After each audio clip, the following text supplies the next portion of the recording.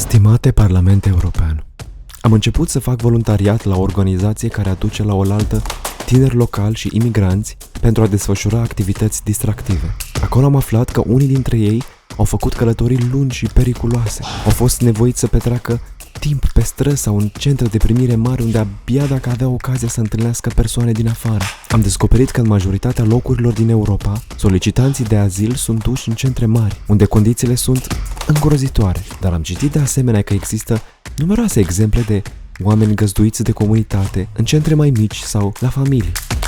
De exemplu, când a început războiul din Ucraina, mulți refugiați au fost primiți de comunitățile locale. Cred într-o Europa care primește. Comunitățile locale pot crea o cultură a ospitalității, dar guvernele trebuie să creeze mediul adecvat. Vreau să depuneți eforturi pentru mai multă ospitalitate și solidaritate. De aceea, voi vota la următoarele alegeri europene.